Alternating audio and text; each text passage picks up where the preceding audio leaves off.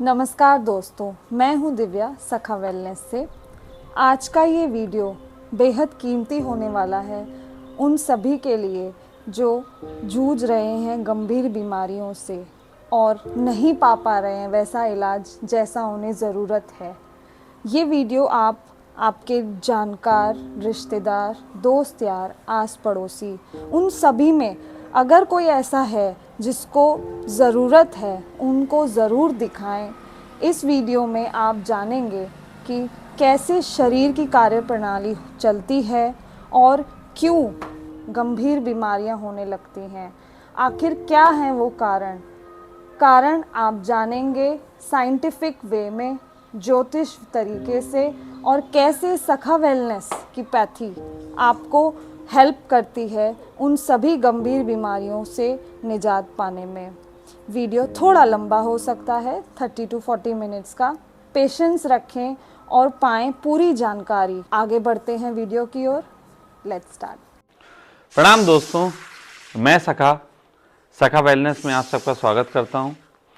आज हम यहाँ जो उपस्थित हुए हैं वो इसलिए उपस्थित हुए हैं कि हम आप लोगों को उस वैज्ञानिक खोज के बारे में बता सकें जिस वैज्ञानिक खोज को आप सबसे छुपाया गया, या ऐसा कहिए कि आपके पास उसके संबंध में कम जानकारी पहुंची। और वो एक ऐसी खोज है जो इस जगत से बीमारी का नामो निशान मिटा सकती है और साथ साथ हमारी दुनिया को एक नए आयाम पे पहुंचा सकती है। तो आज हम उस पूरी खोज के बारे में बात करेंगे। तो आप लोग बहुत शांति के साथ इस पूरे वीडियो को समझिए, जिससे आपको अपनी बीमारी, अपने शरीर के विज्ञान का और जो सखा वेलनेस की थेरेपी है उसके बारे में आप सबको पूरी नॉलेज इसमें मिलने वाली है। तो आइए दोस्तों, सबसे पहले हम समझते हैं हमारे शरीर के निर्माण के बारे में। शरीर का निर्माण आपकी बिल्डिंग के निर्माण से बहुत ज़्यादा पृथक नहीं है। जिस तरीके से आप जब कोई बिल्डिंग बनाते हैं तो उसका सबसे पहले नक्शा बनाते हैं, यही नक्शा विज्ञान की भाषा में शरीर में डीएनए बोला जाता है। यह डीएनए हमारे माँ बाप से हमें मिलता है और उस डीएनए में इस बात का पूरा नक्शा होता है कि कैसे हमारे शरीर का डेवलपमेंट होगा, हमारे शरीर में किस किस तरीके से क्या क्या बनाने की ज़रूरत है। उसके बाद होता है कि डीएनए को निर्माण करने के लिए कुछ चीज़ों की आवश्यकता होती है, जैसे नक्शे को यथार्थ में उतारने के लिए आप नक्शा बनने के बाद सबसे पहले किसे बुलाते हैं? नक्शा बनने के बाद सबसे पहले एक ठेकेदार आता है, एक मिस्त्री आता है, एक मजदूर, आप इन सबको इकट्ठा करते हैं। तो उसी प्रकार हमारे शरीर में जो है वो सेल्स का निर्माण की जरूरत पड़ती है।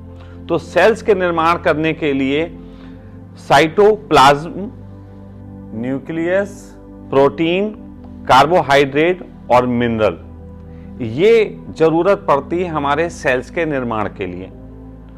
और सेल्स का जब निर्माण हो जाता है उसके बाद सेल का निर्माण आगे बढ़ के जो है वो हमारे शरीर के ऑर्गन्स के निर्माण की तरफ बढ़ता है।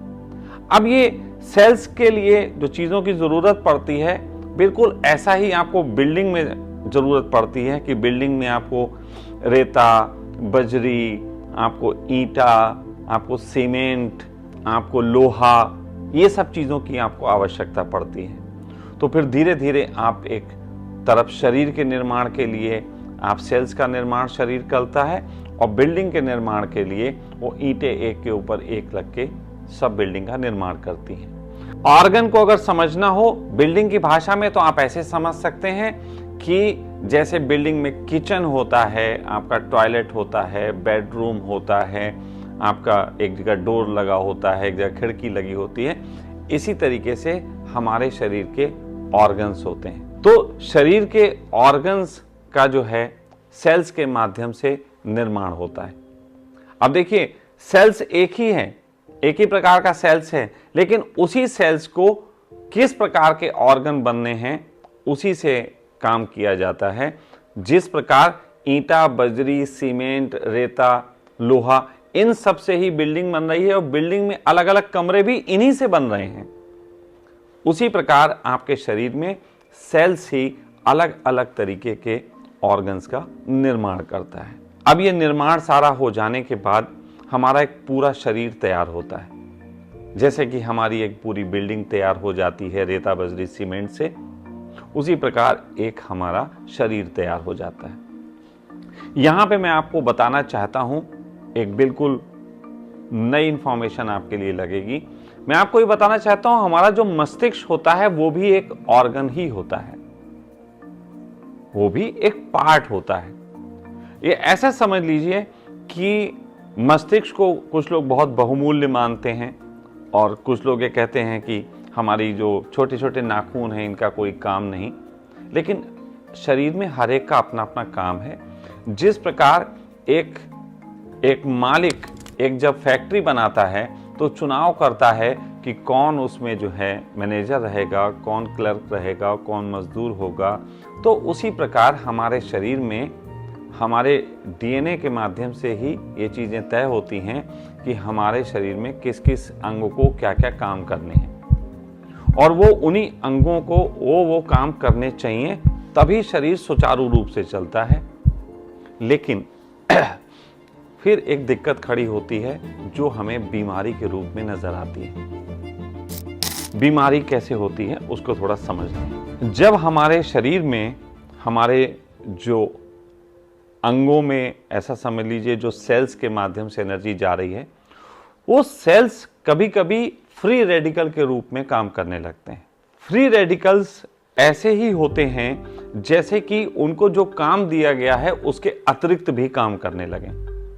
फॉर एग्जाम्पल, एक व्यक्ति क्लर्क है, लेकिन वो क्लर्क जो है वो ये कहे कि अब हम मैनेजर का भी काम करने लगेंगे, या फिर वो कहे कि अब हम कोई काम ही नहीं करेंगे, हम तो फैक्ट्री में घूमते रहेंगे, या कभी वो जाके क्लर्क चपरासी के साथ खड़े होकर बीड़ी पीने लगे, तो ये फ्री रेडिकल्स बोला जाता है। जब बॉडी में हमारे सेल्स फ्री रेडिकल्स के रूप में अलग अलग जगह जाके काम करने लगते हैं तो बीमारी का जन्म होता है। तब आपके ऑर्गन्स को तो आप भटकने के लिए बहुत सारी चीजें मिल जाती हैं और वो उस प्रकार काम नहीं करता जिस प्रकार काम करना चाहिए था।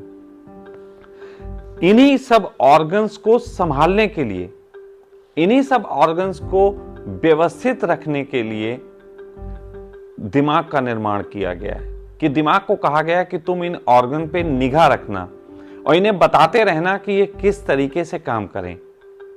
तो दिमाग वो करता भी है, लेकिन दिमाग मैनेजर की तरह किसी कर्मचारी से ये तो कह सकता है कि तुम ये काम करना, लेकिन यदि उस कर्मचारी के अंदर किसी प्रकार का लालच आ गया है, किसी प्रकार का भ्रम आ गया है, किसी प्रकार का ईगो आ गया है, तो हो सकता है कि वो कर्मचारी मैनेजर को तो कहे कि हम काम कर रहे हैं, लेकिन फिर वैसा काम ना करे, और उस कंडीशन में फैक्ट्री में अव्यवस्था फैल जाएगी और उस अव्यवस्था की वजह से मैनेजर को तनाव होगा।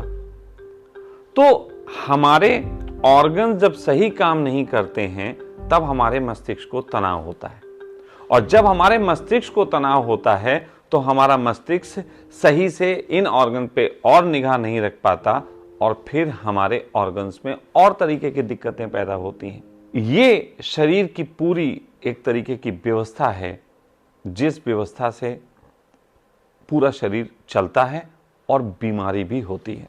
अब एक बड़ा प्रश्न उठता है, और वो बड़ा प्रश्न ये उठता है कि जब हमारे जीन कोड में ही ये लिखा हुआ है कि फला ऑर्गन को ये काम करना है, फला आपके जो सेल्स होते हैं या एटम्स बोल लीजिए, उन एटम्स को ऐसे वर्क करने हैं, तो वो एटम जो हैं फ्री रेडिकल क्यों हो जाते हैं, ये एक प्रश्न है। तो ये इसलिए फ्री रेडिकल्स के रूप में हो जाते हैं, तो उसके संबंध में अगर आप देखें तो 4 तरीके की चीजें जिम्मेदार बताई जाती हैं। ठीक है, तो 4 तरीके की वो चीजें क्या हैं तो ये जो 4 तरीके की जो बीमारियों के कारण मुख्यतः बताए जाते हैं, उसमें सबसे पहला कारण है वायरस, दूसरा है जेनेटिक, तीसरा है स्ट्रेस और चौथा है खान पान। वायरस आप सिंपली भाषा में समझ सकते हैं कि आपके घर के अंदर यदि चोर घुस आएं और वो घर में आके लूट फूट करने लगें या तोड़फोड़ करने लगें, उनको ही वायरस बोला जाता है। उनसे लड़ने के लिए घर के रहने वाले सदस्य जो उनको भगा सकते हैं, उनका ही उपयोग किया जाता है।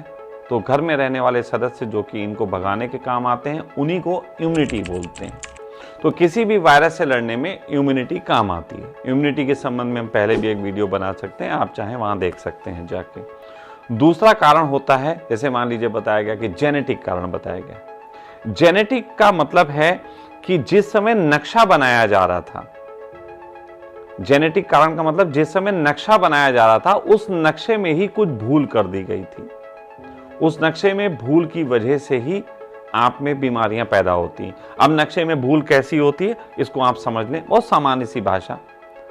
अगर नक्शा गलत बना हो, अगर ऐसा बना हो कि किचन के सामने ही लैट्रीन बना दी गई हो, बिल्कुल किचन, यहां खाना बन रहा है, सामने एक आदमी लैट्रीन जा रहा है, तो ये अपने आप में एक डिस्टरबेंस का काम करेगा।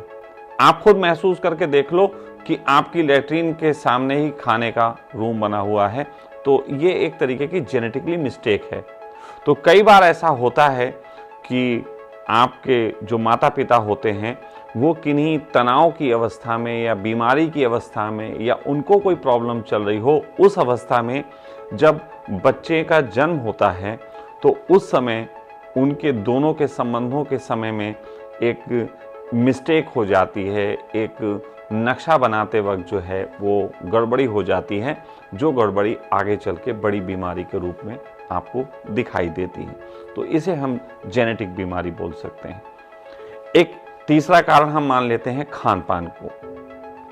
खान पान को अगर हम तीसरा कारण मान लें, तो खान पान क्या करता है, इसको भी समझने की जरूरत है। खान पान असर डालता है बहुत ज्यादा। कैसे? जैसे इस समय पूरी दुनिया में ये बात चल रही है कि हम लोग इनऑर्गेनिक फूड का इस्तेमाल कर रहे हैं, ऑर्गेनिक नहीं खा रहे हैं, जिसकी वजह से बीमारी हो रही। अब इसको आप समझें कि इनऑर्गेनिक फूड कैसे हमारे शरीर में बीमारी का कारण बनता है। फर्टिलाइजर क्या है, आप उसको समझें।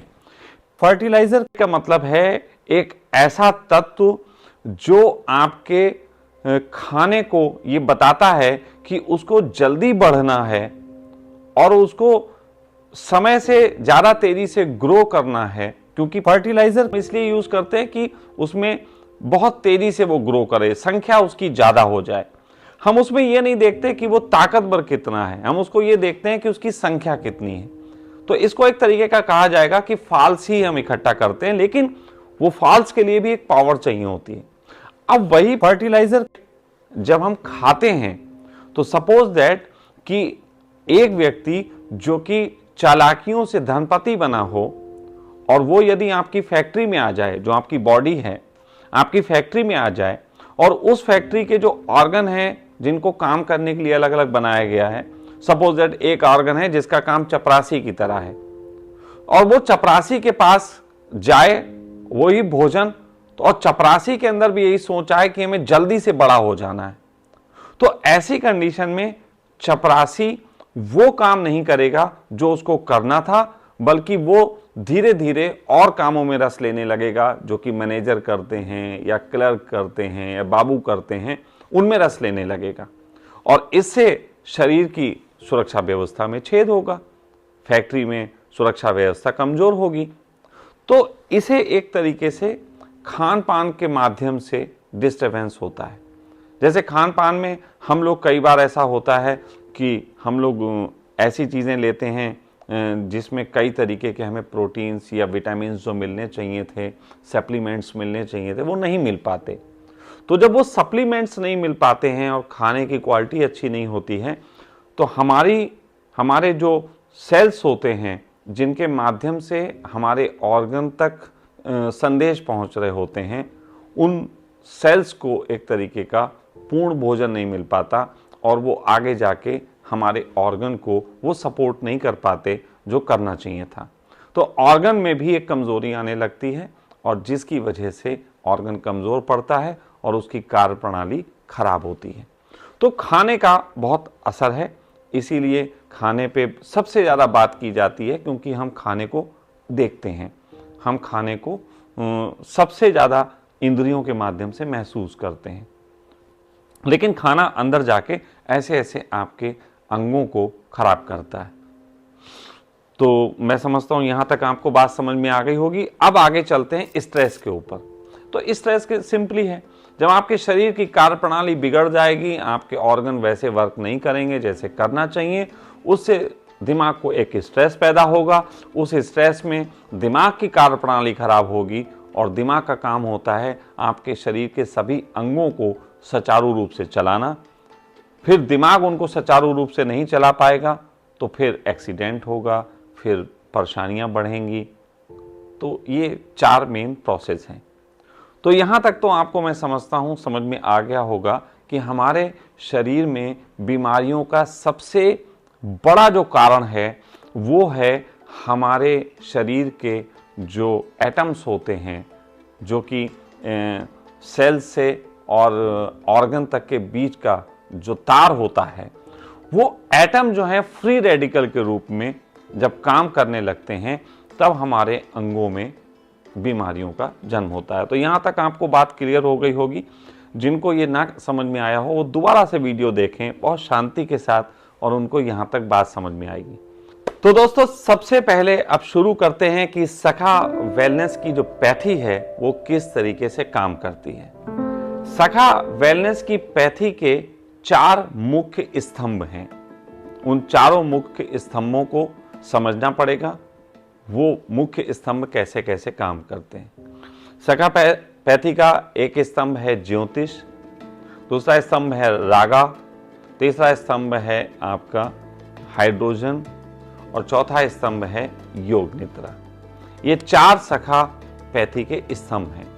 यदि इन चारों के बारे में आप अलग अलग नहीं जानते हैं तो कहीं ना कहीं बहुत मुश्किल पड़ेगी ये समझना कि ये कैसी पैथी है जो जादुई तरीके से काम करती है। सबसे पहले हम बात करते हैं हाइड्रोजन के बारे में।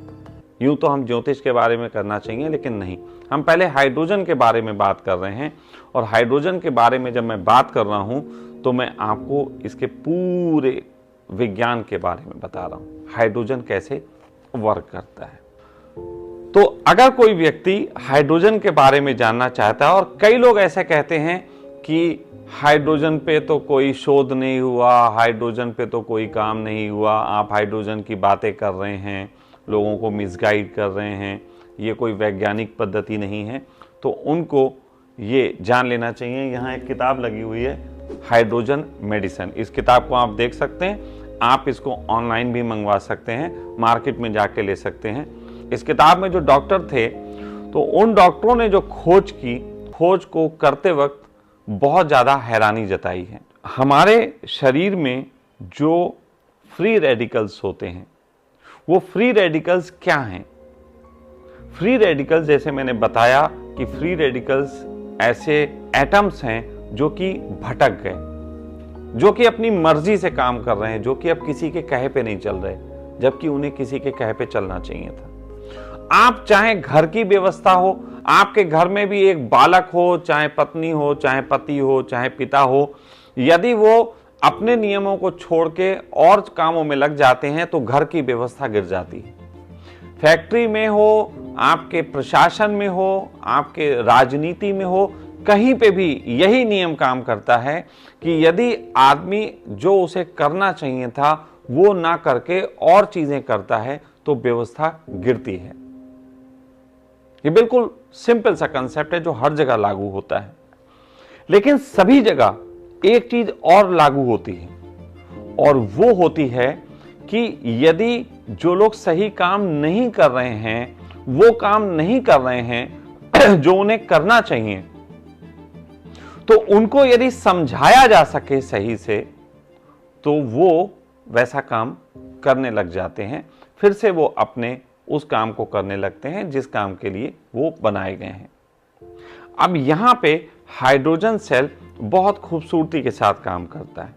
जैसे कि ज्योतिष कहता है कि हाइड्रोजन सेल जो है वो बृहस्पति ग्रह का सूचक है और बृहस्पति ग्रह ज्ञान का सूचक है। बृहस्पति एक ऐसी चीज है, बृहस्पति एक ऐसा तत्व है जिसके बगैर कोई भी व्यक्ति जीवन में उन्नति नहीं कर सकता। लेकिन यदि वैज्ञानिक खोजने जाएंगे तो वैज्ञानिकों को वो बृहस्पति कहीं नहीं दिखाई देगा और वो व्यक्ति दिखाई देगा। इसको थोड़ा समझ लेते हैं। जैसे कि मैं हूं, मैं सपोज दैट एक गलत राह पे चला गया। अब सपोज दैट क्यों मैं यहां पे थोड़ा हंस रहा हूं, कई लोगों को लगता है कि मैं गलत राह पे चला गया, तो वहां पे अगर मुझे कोई समझाए और मुझे सही राह पे ले आए तो मैं तो सही राह पे आ गया, लेकिन पहले जो मुझे जानते थे उन्हें तब भी मेरा चेहरा यही याद है और जो अब वो मुझे देखेंगे तब भी उन्हें मेरा चेहरा याद है, लेकिन अंदर से कोई चीज है जो पूरे तरीके से बदल गई। उसी प्रकार आपको ये पता होना चाहिए, थोड़ा साइंटिफिक भाषा में मैं आपको समझा देता हूं कि जैसे कि हाइड्रोजन है तो ये H बोलेंगे, इसे हाइड्रोजन सेल को एक तरीके से H बोलेंगे। अब ये एक तरीके से H है, जब ये HO से मिलेगा तो O मतलब ऑक्सीजन, तब ये H2O बन जाएगा। यानी कि हाइड्रोजन अलग है, ऑक्सीजन अलग है, जब ये मिलती है तो ये पानी बन जाती है।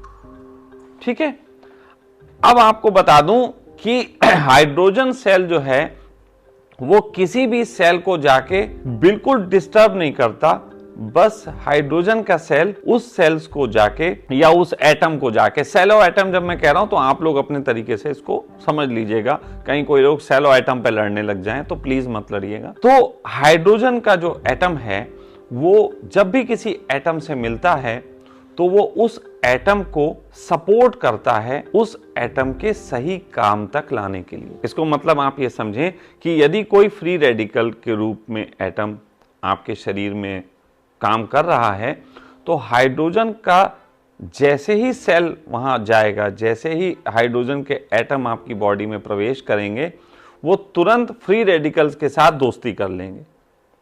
और जैसे ही वो फ्री रेडिकल के साथ दोस्ती करेंगे तो वो जिससे दोस्ती करेंगे उस सेल को ये समझाएंगे कि तुम किस काम को करने के लिए हो। यानी कि आपकी फैक्ट्री में, आपके मकान में, आपके शरीर में जो कार्य प्रणाली डिस्टर्ब कर रहे थे उन सभी को सही करके समझा के उनकी कार्य प्रणाली में लगाने का काम ये करता है। ये कैसे ये प्रूफ हुआ, इसके संबंध में बहुत सारी खोजें की गई। आप उनको किताब में पढ़ सकते हैं, क्योंकि इतनी मोटी किताब अगर मैं बोलूंगा तो सिर्फ वो किताब ही समझाने के लिए हो जाएगी। दूसरा ये है कि आपके सेल्स जो हैं वो मरते रहते हैं, सेल्स समय समय पे मरते रहते हैं, फिर नए पैदा होते रहते हैं।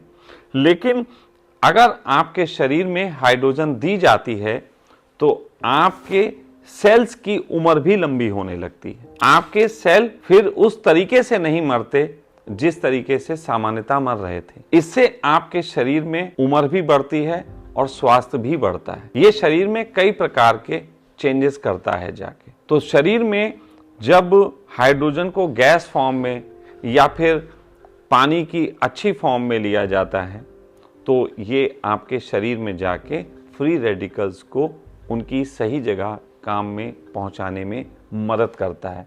समझ लीजिए, इस वीडियो का पूरा जो कंसेप्ट है वो इसी बात पे टिका हुआ है कि कैसे आपके शरीर में फ्री रेडिकल बीमारी का कारण बनते हैं और कैसे फ्री रेडिकल्स को ज्ञान देके ये सेल जिसको हाइड्रोजन बोला जाता है, ये एटम जिसको हाइड्रोजन बोला जाता है, ये आपके शरीर को ठीक करता है। तो इसके संबंध में बहुत खोजें हो चुकी हैं। ये 19-20 साल से इस पे खोजें हुई हैं और बहुत अच्छे परिणाम हैं। और उन परिणामों के साथ इस समय सबसे ज़्यादा इस पे जापान काम कर रहा है और दूसरे नंबर पे चीन इस पे काम कर रहा है। बाकी दुनिया में ये चीज़ें अभी तक इतनी ज़्यादा प्रचारित नहीं हुई हैं। इसीलिए जब मैं भारत में ये बोलता हूँ तो लोग सुनते हैं, तो जो मुझ पे विश्वास करते हैं वो तो इस पे भी विश्वास करते हैं और आगे खोज करते हैं, लेकिन जो नहीं समझ पाते उनके लिए ये समझना मुश्किल हो जाता है कि ये हाइड्रोजन कैसे ठीक कर रही है। तो हाइड्रोजन इस ढंग से ठीक करती। अब यहाँ पे दो प्रश्न उठते हैं, वो दो प्रश्नों पे और बात कर लेते हैं। सबसे पहला प्रश्न है कि अगर हाइड्रोजन इतनी ही अच्छी है तो मेडिकल साइंस ने इसको अभी तक छुपाया क्यों है या हम तक पहुंचने क्यों नहीं दिया।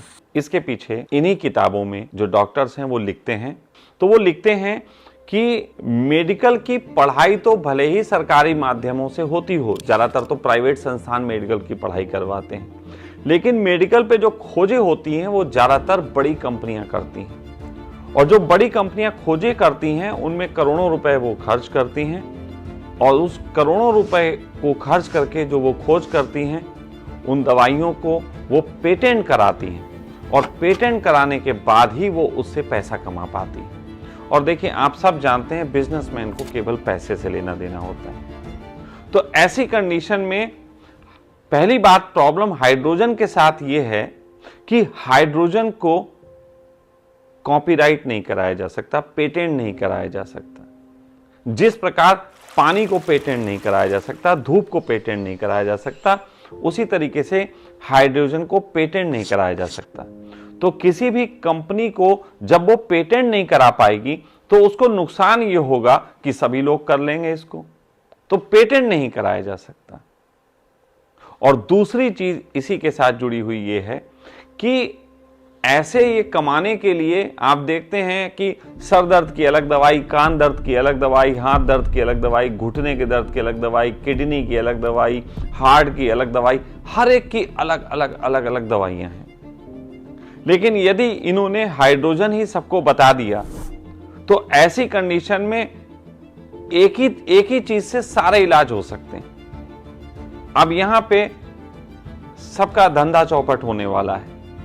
अगर हाइड्रोजन को जो बातें मैं कह रहा हूं अगर ये प्रचारित हो गई और हाइड्रोजन पे ही पूरा काम हुआ तो एक तरीके से समझ लीजिए धंधा चौपट, सबका, सारे डॉक्टरों का धंधा चौपट हो जाएगा, पढ़ाई लिखाई की भी बहुत जरूरत नहीं होगी।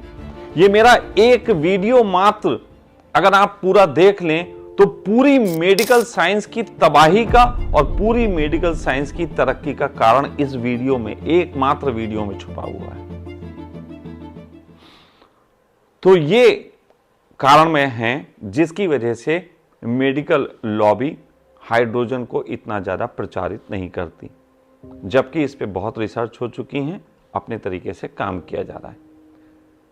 लेकिन एक तीसरा कारण भी है, और वो तीसरा कारण जो है वो बहुत इंपॉर्टेंट है, और उस तीसरे कारण के वजह से सखा वेलनेस का जन्म हुआ। हाइड्रोजन तो सखा वेलनेस से पहले भी थी, हाइड्रोजन तो सखा वेलनेस से पहले भी इस दुनिया में थी और इसकी मशीनें भी आ गई थी, उस पर काम भी चल रहा था। लेकिन तीसरा कारण जो मेडिकली साइंस के लिए भी एक विषय है और वही सखा वेलनेस के जन्म का कारण, तो वो दोनों एक साथ ही आएगी बात। उसमें ये है यदि किसी व्यक्ति के किडनी में प्रॉब्लम होती है और उस व्यक्ति को हाइड्रोजन दी जाए तो हाइड्रोजन तो सिंपली बॉडी में जाके अपना काम करेगी और सिंपली तरीके से वो ये थोड़ी ना है कि कहाँ पे ज़्यादा बीमारी है कहाँ पे कम है, वो तो सभी फ्री रेडिकल से मतलब बातचीत शुरू कर देगी।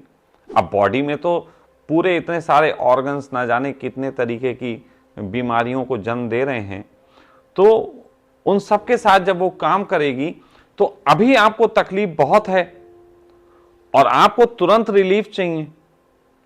ऐसे में ये चीज आपको तुरंत रिलीफ नहीं दे सकती, इसको रिलीफ देने में लंबा समय लग जाएगा। आप ये मान के चलिए कि इसको आपको सही से रिलीफ देने में 3 महीने, 4 महीने, 6 महीने लग जाएंगे। और ये भी एक मेडिकल साइंस का रीजन है कि जिसकी वजह से वो इसे प्रचारित नहीं करते, क्योंकि हर व्यक्ति को तुरंत इलाज चाहिए। यहां पे जो है वो सखा वेलनेस थोड़ा सा इंप्रूवमेंट लाया। सखा वेलनेस ने यहां पे खोज की और यहां पे खोज की और यहां पे हम लोगों ने इस्तेमाल किया रागा को, ज्योतिष को। रागा और ज्योतिष के माध्यम से हम उस ऊर्जा को, जिसको आप हाइड्रोजन बोलते हैं, उस ऊर्जा को उस ऑर्गन की तरफ धक्का देने में काम करते हैं जिस ऑर्गन को सबसे ज्यादा तकलीफ हो रखी है, सबसे ज्यादा बीमार हो रखा है, उस ऑर्गन की तरफ हम इसको भेजने का काम करते हैं। कई लोग यहां पे ये सोचेंगे कि ये क्या मतलब आप कैसे भेज देते हैं, क्या आप हाइड्रोजन से बात करते हैं क्या? तो मैं उनको बता देता हूं कि इन्हीं किताबों में आपको पढ़ते हुए ये मिल जाएगा जब ये लिखते हैं कि ये एक इंटेलिजेंट मॉलिक्यूल है और ये आपसे बातें करता है, ये आपको समझता है। और किसी भी सेल में ऐसी क्षमता नहीं है जो कि हाइड्रोजन सेल में है। हाइड्रोजन सेल को इन्हीं वैज्ञानिकों ने गॉड भी बोला है, हाइड्रोजन इज गॉड तक ये तक इस्तेमाल किया है। इसी पे शोध करते हुए ये वैज्ञानिक ये कहते हैं कि हम हैरान हैं कि ये किस ढंग से काम करता है और कितना शार्प काम करता है। ये कम्युनिकेट करता है, ये एक इंटेलिजेंट मॉलिक्यूल है। तो ये उसकी इंटेलिजेंसी है, लेकिन उसके साथ ये कम्युनिकेट कैसे करें वो पश्चिम का विज्ञान नहीं जानता। वहीं पे हमने भारत की पुरानी पद्धति जो है रागा की और ज्योतिष की, उसका इस्तेमाल किया और इस्तेमाल करके इसको हम उस ऑर्गन तक सीधे पहुंचाने के लिए काम कर सके जिस ऑर्गन को सबसे ज्यादा तकलीफ होती है। अब एक और बात आती है कि योग निद्रा। ये योग निद्रा क्या है, इसको मैं थोड़ा सा आपको समझाता हूं। एक साइंस है क्वांटम का, क्वांटम इंटेंगलमेंट। अब क्वांटम इंटेंगलमेंट के तहत ये बात होती है कि यदि यहां पे एक सेल को जलाया जाए तो उस सेल के साथ जो भी सेल कनेक्शन में रहा होगा उसके कभी को, क्योंकि ये देखिए ये अस्तित्व बहुत पुराना है और हमारी बॉडी में जितने भी सेल्स हैं ये कहीं ना कहीं किन्हीं और सेल्स के साथ समय बिता चुके हैं, उनके साथ इनकी दोस्ती रह चुकी है। जैसे आपके नाना नानी, आपके दादा दादी किन्हीं के साथ दोस्ती कर चुके हों, तो वो कहीं ना कहीं अगर आप उन्हें बताओगे कि हम उनके लड़के हैं, उनके पोते हैं, तो वो आपके साथ एक अच्छा व्यवहार करेंगे, मित्रवत व्यवहार करेंगे। तो उसी तरीके से क्वांटम इंटेंगलमेंट जो है वो इस तरीके से काम करता है कि यदि यहां पे हमें कुछ होता है तो हमारे साथ बिताए गए जो सेल हैं, जो करोड़ों वर्ष दूर हैं, जो करोड़ों प्रकाश वर्ष दूर हैं, जो अस्तित्व के उस कोने पे भी हैं, उनमें तुरंत जो है वो एकदम रिएक्शन होगा। और ये खोज हो चुकी है, उनमें तुरंत रिएक्शंस होते हैं, जबकि वहां प्रकाश को पहुंचने में करोड़ों वर्ष लग सकते हैं, लेकिन वहां तक उस बात का पहुंचना तुरंत हो जाता है जो बात आपके साथ घटित हुई। अब ये एक ऐसा साइंस है जिसको अभी बुद्धि के पार जाता है, लेकिन क्या करूं, इनको भी समझना पड़ेगा। जो लोग बहुत बुद्धिमान हैं वो मेरी बात को थोड़ा समझें। तो यहां पे योग निद्रा एक प्रकार का एक ऐसा व्यक्ति का निर्माण, मैं खुद योग निद्रा पे बहुत काम करे हूं। अब इस पे काम करने के कारण मैं बहुत आसानी से किसी के साथ भी कनेक्ट हो पाता हूं। तो यानी कि अगर कोई व्यक्ति आया जिसको कोई बीमारी है और मैं उसको कभी भी जानता नहीं हूं, लेकिन मैं उसके साथ एक संबंध स्थापित कर सकता हूं और इस संबंध के लिए किसी प्रकार का कुछ जरूरत नहीं होगी।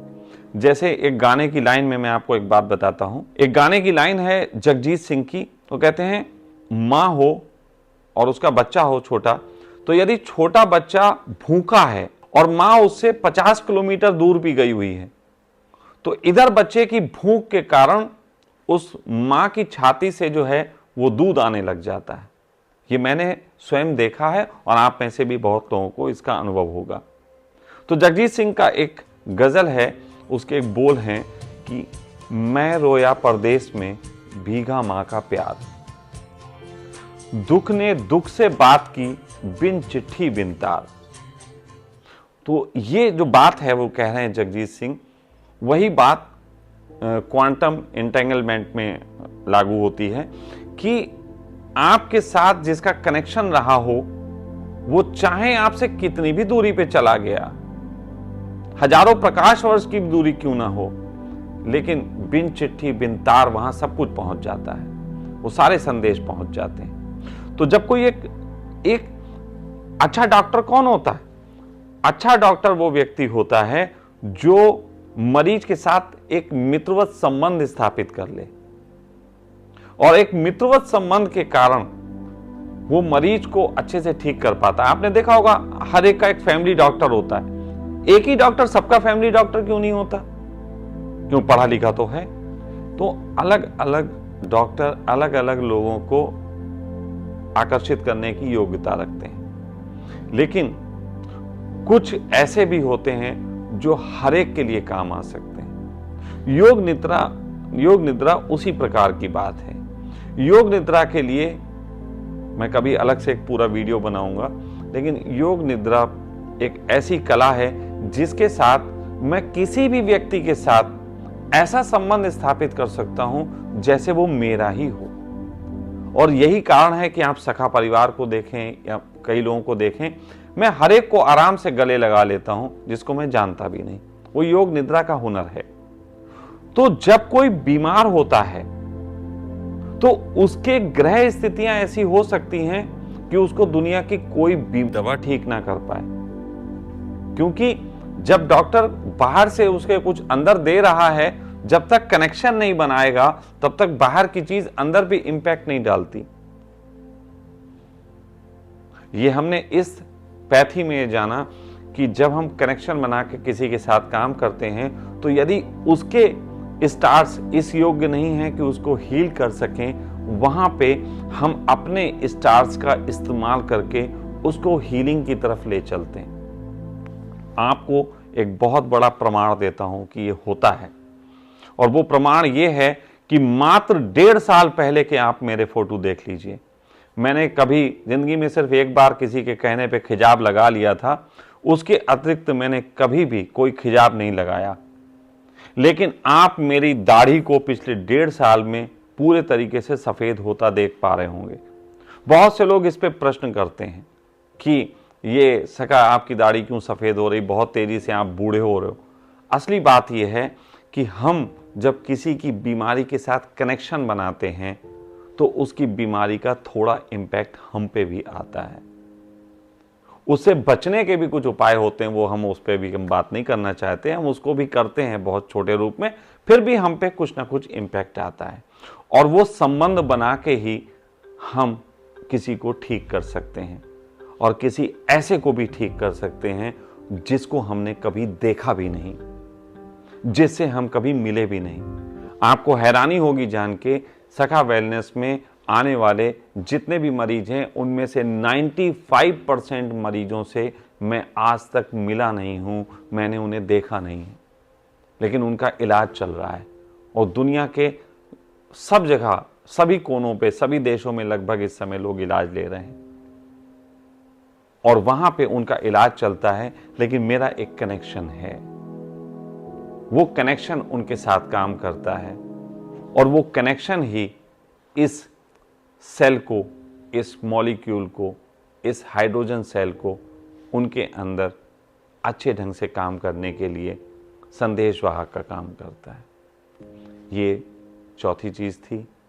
मुझे उम्मीद है दोस्तों कि मैंने इस वीडियो में अपना अथक प्रयास किया है कि सामान्य से सामान्य शैली में आपको समझा सकूं कि किस तरीके से ये ऊर्जा, ये थेरेपी दुनिया बदल सकती है, सभी बीमारियों का समाधान कर सकती है। आपके आगे भी जो सवाल होंगे उनको उत्तर देने के लिए मैं आता रहूँगा। आज के लिए इतना ही। प्रणाम। तो दोस्तों, उम्मीद है हमारे प्रयास से शरीर में होने वाली बीमारियों को और सखा वेलनेस की पैथी को आपने इस वीडियो से समझा होगा। यदि आप किसी भी ऐसी गंभीर बीमारी से निजात पाना चाहते हैं तो आप सखा वेलनेस में एक बार ज़रूर संपर्क करें। और जो लोग ऐसी बीमारियों से ग्रसित नहीं हैं, फिट हैं और अपनी फिटनेस बरकरार रखना चाहते हैं, तो वो लोग भी सखा वेलनेस में ज़रूर संपर्क करें। बहुत बहुत धन्यवाद।